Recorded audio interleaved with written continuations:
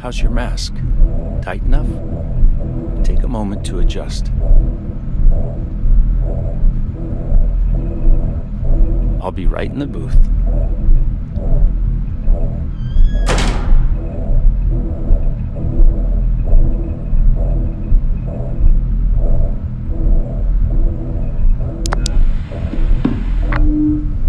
Today we're trying something new. An experiment. An experiment to understand what you are capable of.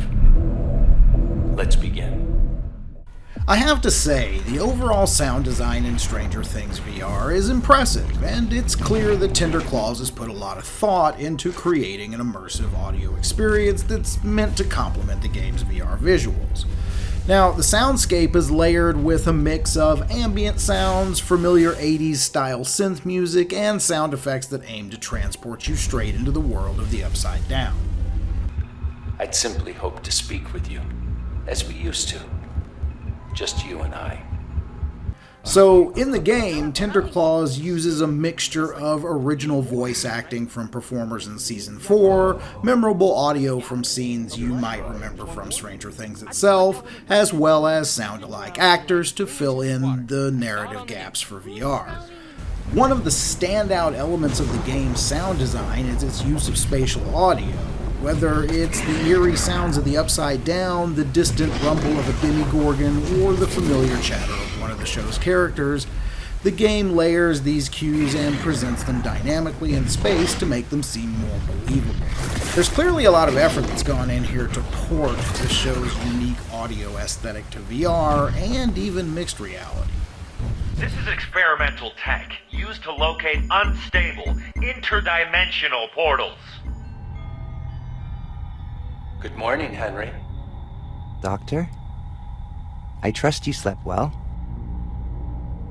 I did. Thank you. Though I believe you recently expressed distaste with pleasantries. They're made-up rules. Haha. Our usual routine is fine then. Let's go on to the experiment. Now, when it comes to Stranger Things VR's voice acting, the game features the vocal stylings of veteran actor Matthew Modine as Dr. Brenner and the unmistakable voice of Jamie Campbell Bower as Vecna. You are mine. Upload's Henry Stockdale asked the studio in an interview about its use of audio in the game, and the developers said they needed to prioritize their resources and budget. What that means is that, hey, we're able to get Modine and Bower on board since they're the central focus of Season 4, and, as the developers put it, the heart and soul of this particular story. But for everyone else, well, that's a mixture of pre-existing sound bits from the show as well as sound-alike actors. So, for some, it might be a deal breaker for the voices of the entire cast to be absent, but for me, hearing the familiar voices of characters like Eleven, Mike, and Dustin not only would have enhanced the game's narrative, but also strengthened the connection between the game and the show. This is not to say these characters don't have a voice in the game, but as it is with so many TV or movie licensed games, the voice actors used don't really do justice to the characters from the show, and for true fans, this could even destroy a sense of immersion. The kids are represented through familiar sound bites at certain points, but you can actually hear the difference in the quality of those source files from the rest of the sounds in the game. See? Told you it was trash.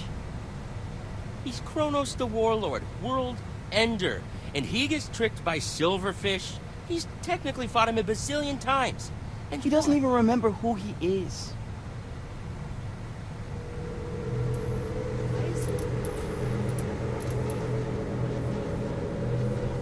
Guys!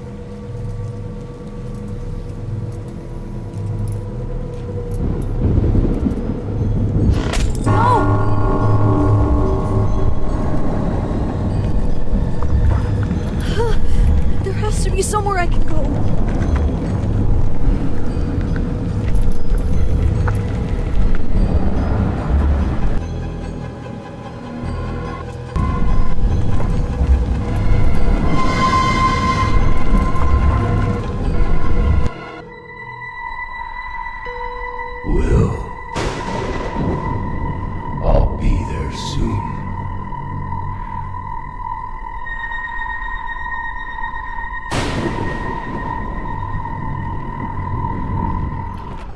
Now you can go check out UploadVR's full written review of Stranger Things at our link down in the comments, with our reviewer noting an inconsistent feel throughout the game. We encourage you to go check out the review if you're thinking about picking up the game on Quest 2 or 3, with the developers not offering any word just yet on whether the title may make it to other platforms. Thanks for watching, and as always, please consider becoming a member to support our work directly.